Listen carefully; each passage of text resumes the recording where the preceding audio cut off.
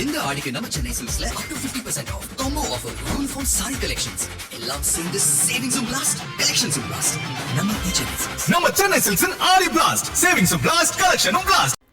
தமிழ்நாட்டின் வளர்ச்சி திட்டங்களில் கவனம் செலுத்தாமல் முன்னாள் அமைச்சர்கள் மீது பொய் வழக்கு போடுவது அரசின் வெளிப்படைத்தன்மை இல்லாத செயல்பாடுகள் என தவிக அரசின் சாயம் 50 நாட்களிலேயே வெளுத்து போய்விட்டதாக மூத்த பத்திரிகையாளர் கே ராதாகிருஷ்ணன் தெரிவித்துள்ளார். கலைஞர் தொலைக்காட்சிக்கு அவர் அளித்துள்ள பிரத்யேக பேட்டியை தற்போது பார்க்கலாம். முன்னாள் அமைச்சரை கைது செய்தாங்க. அவர் 12 மணி நேரத்தில் அவர் வெளியே வந்து விட்டார். இனி அடுத்ததாக தண்டராம்பட்டு வேலு கைது செய்ய முயன்றார்கள். செந்தில் பாலாஜியை வலை வீசி தேடிட்டு இருக்காங்க. இனி அடுத்து ஜோசிகாரரை வச்சு தேடுவாங்கன்னு நினைக்கிறேன். 3 பேர் ஆகுது இல்லையா? இப்போ ஒவ்வொருத்தரையாக எங்கெங்கே மடக்க முடியுமோ, அமைச்சர்களை மடக்க முடியுமோ, இதெல்லாம் தான் செய்து கொண்டிருக்கிறார்கள். நான் இப்போ ஒரு ப்ராமிசஸ் பார்த்தீங்கன்னா, இப்போ அவங்க பெரிய பட்டியலே இருக்குது. அவங்களுடைய அந்த வாக்குறுதிகள்னு பார்த்தீங்கன்னா பெரிய பட்டியலே இருக்குது. அதை அவர்களால் இன்றைக்கி இது ஃபுல்ஃபில் பண்ண முடியாத ஒரு நிலைமையில் இருக்காங்க. அப்போ அதற்காக திசை திருப்பும் நடவடிக்கையாக மிக எளிதாக என்ன செய்ய முடியும்னு பார்த்தீங்கன்னா, இவர்கள்லாம் ஊழல்வாதிகள்லாம் நான் பிடிக்கிறோம் அப்படின்னு சொல்லிட்டு ஒரு இதில் ஒரு பணியில் போயிட்டு இருக்காங்க. யாரெல்லாம் கிடைக்கிறதோ பிடித்து கொண்டிருக்கிறாங்க. அடுத்தது லேக் ஆஃப் டிரான்ஸ்பரன்சி, அதாவது வெளிப்படைத்தன்மை இல்லாத ஒரு அரசாங்கமாக இருக்கிறது. அது ஏன்னு பார்த்தீங்கன்னா, ஜான் ஆரோக்கியசாமி என்ற ஒருத்தர் பொலிட்டிக்கல் அட்வைசரை நியமிக்கிறார்கள். அதே மாதிரி விஷ்ணு ரெட்டியை அட்மினிஸ்ட்ரேட்டிவ் அட்வைசராக நியமிக்கிறார்கள். எல்லாம் யாருக்கும் அதில் ஒரு பிரச்சனை இருக்க முடியாதுன்னு நான் கருதுகிறேன். ஆனால் இங்கே எங்கே பிரச்சனை வருதுன்னு பார்த்தீங்கன்னா, அந்த ஜியோ அந்த ஜியோ இன்னும் வரவில்லை. பத்திரிகைகள் எல்லாம் செய்தியெல்லாம் வந்த வண்ணம் எடுக்கிறது, அதில் யாருக்கும் மாற்றுக்கிறது இல்லை. அப்போ அந்த பத்திரிகையில் என்ன பேசிஸில் செய்தி போட்டார்கள், அரசனுடைய குறிப்பிலிருந்து வேணால் செய்தி போட்டிருப்பாங்க. அப்படி இருந்தும் கூட இந்த மே 22 நடந்த இந்த அப்பாயின்மெண்ட்டுக்கு இன்னமும் ஏன் அரசாணை வரவில்லை? அரசாணை ஏன் வெளிப்படைத்தன்மை வெளியே பப்ளிக் டிபார்ட்மெண்ட்டுடைய வெப்சைட்டில் ஏன் இல்லை என்ற அந்த கேள்வி இருக்குது. ஏன் பத்திரிகையாளருக்கு கொடுக்க மாட்டேங்கிறீங்க? அதில் என்ன சீக்ரெட் இருக்குன்னு அந்த கேள்வி இருக்கிறது.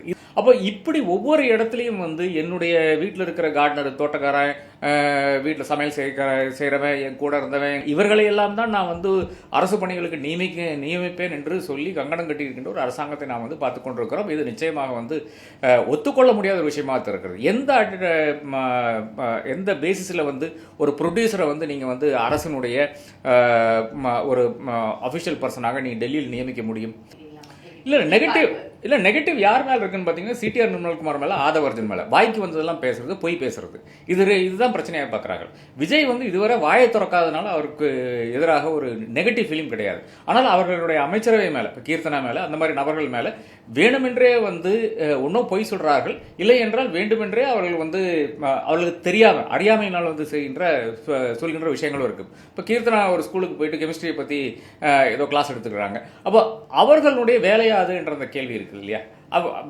போய் ஆய்வு செய்யலாம், அதில் ஒன்றும் தப்பு கிடையாது. உங்கள் கான்ஸ்டிட்யூன்சியில் போய் நீங்கள் ஆய்வு செய்யலாம். நீங்கள் என்ன ஹெல்ப் பண்ண முடியுமோ அந்த ஹெல்ப் பண்ணலாம்.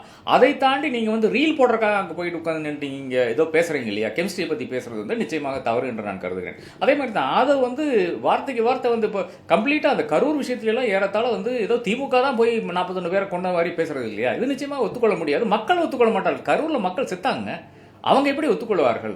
அந்த நிலை இருக்கிறது. சிடிஆர் நிர்மல்குமார் வாய்க்கு வந்தபடி எல்லா இடத்துலையும் பொய் பேசி கொண்டிருக்கிறார். அப்போ இவர்களால் வருகின்ற ஒன்று எம்பாரஸ்மெண்ட், ரெண்டாவது நம்ம ஃபர்ஸ்ட் சொல்லிட்டா நம்மளை எல்லாரும் நம்பிடுவாங்க இருக்கு இல்லையா? அது நிச்சயமாக தவிக அரசாங்கத்துக்கு எதிராகத்தான் போய் கொண்டிருக்கிறது.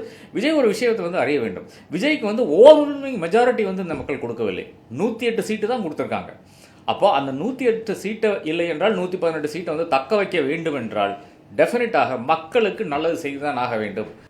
இந்த ஆடிக்கு நம்ம Chennai சில்க்ஸ்ல up to 50% off combo offer uniform saree collections எல்லாம் சேர்ந்து savings blast collections blast. நம்ம சென்னை சில்க்ஸ் ஆடி blast savings blast collection blast.